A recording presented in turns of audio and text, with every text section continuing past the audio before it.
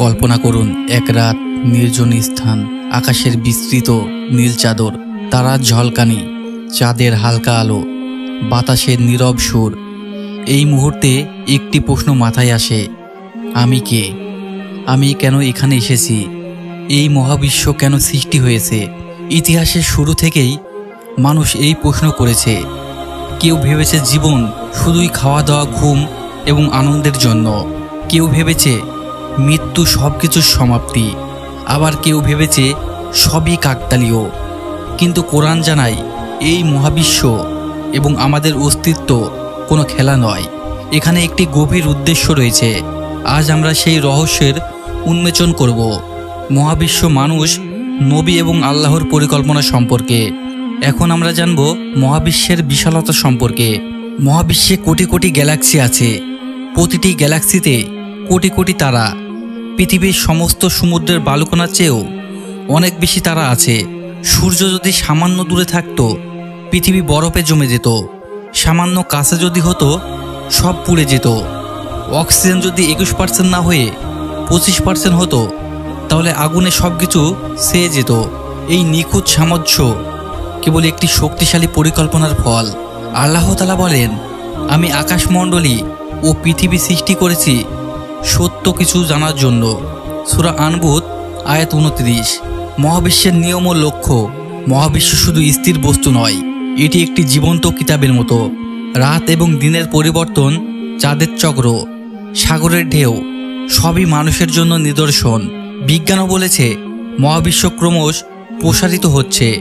প্রতিটি নক্ষত্র, গ্রহ, নদী, পর্বত সবই মানুষের জন্য আল্লাহর নিদর্শনের সাক্ষ্য। আমাদের শিক্ষা, আমাদের চিন্তা, আমাদের বিশ্বাস সবই এই নিদর্শনকে দেখে দৃঢ় হয়। আল্লাহ তাআলা মানুষকে সৃষ্টির সেরা রূপে সৃষ্টি করেছেন। চোখ, মস্তিষ্ক, হৃৎপিণ্ড সব কিছু নিখুঁত।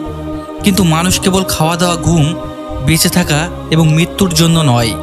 আল্লাহ তাআলা আরও বলেন, আমি জিন ও মানুষকে সৃষ্টি করেছি শুধুমাত্র আমার ইবাদত করার জন্য। সূরা জারিয়াত আয়াত 51। আল্লাহ তাআলা কেন দুনিয়াতে পরীক্ষা ও খলিফা পাঠালেন? মানুষের জন্ম পরীক্ষা হিসাবে। ধনীকে দেখা হচ্ছে সে কি দয়ার সাথে অন্যকে সাহায্য করছে। গরিবকে দেখা হচ্ছে সে কি ধৈর্য ধরছে। সুস্থকে দেখা হচ্ছে সে কি আল্লাহর পথে শক্তি ব্যয় করছে। অসুস্থকে দেখা হচ্ছে সে কি ধৈর্য ধরেছে। আল্লাহ তাআলা বলেন, তিনি মৃত্যু ও জীবন সৃষ্টি করেছেন যাতে পরীক্ষা করেন তোমাদের মধ্যে কে কর্মে উত্তম। সূরা মুলক আয়াত 67।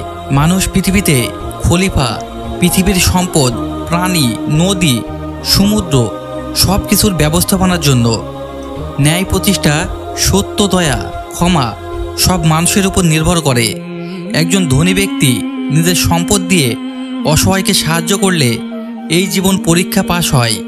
একজন শিক্ষক যদি তার ছাত্রদের ন্যায় ও সত্য শেখায়, সেটিও আল্লাহর নিকটে একটি ইবাদত।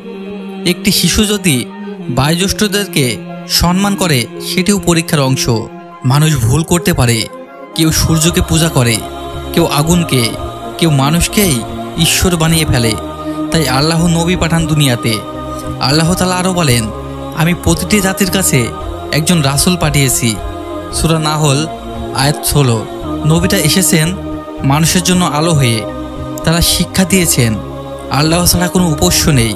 সত্য ও মিথ্যার পার্থক্য, ন্যায় ও অন্যায়ের জ্ঞান নবীদের জীবন ধারণের জন্য আল্লাহ তাআলা তাদের হিকমত দিয়েছেন।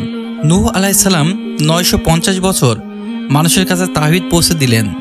ইব্রাহিম আলাইহিস সালাম আগুনে নিক্ষিপ্ত হলেও আল্লাহর উপর ভরসা রাখলেন। মুসা আলাইহিস সালাম সমুদ্রকে দ্বিখণ্ডিত করলেন। ফিরআউন জগৎকে পরিবর্তন করলেন। ঈসা আলাইহিস সালাম মৃত্যুকে জীবিত করলেন আল্লাহর অনুমতিতে।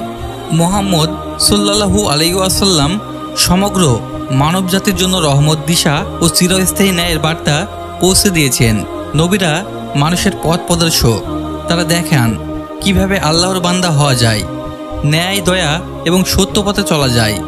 একদিন প্রত্যেক মানুষ মৃত্যুর স্বাদ গ্রহণ করবে। এরপর আল্লাহর সামনে দাঁড়াতে হবে। এই জীবন হলো পরীক্ষার মাঠ। প্রতিটি কাজ, ভালো বা খারাপ, হিসাবের অংশ। প্রত্যেক ব্যক্তির পাপ কর্ম এবং ভালো কর্মর হিসাব নেওয়া হবে শেষ বিচারের দিন। আল্লাহ তাআলা বলেছেন, প্রত্যেক প্রাণী মৃত্যুর স্বাদ গ্রহণ করবে। সূরা আল ইমরান। যদি আমরা নবীদের পথে চলি, আল্লাহর বিধান মেনে জীবনযাপন করি, পরীক্ষায় উত্তীর্ণ হব। যদি ভুল পথে হেঁটে অন্যায় করি, তবে হারাবো সব কিছু। আল্লাহ তাআলা আমাদের সকলকে সঠিক বুঝ দান করার তৌফিক দান করুন, আমিন। প্রিয় বন্ধুরা, যদি আমাদের চ্যানেলের ভিডিওগুলো আপনাদের ভালো লাগে, তবে অবশ্যই ভিডিওটি একটি লাইক করে দিবেন এ ধরনের আরও তথ্যবহুল ভিডিও তৈরি করার জন্য, এবং ভিডিওটিতে অবশ্যই একটি লাইক করে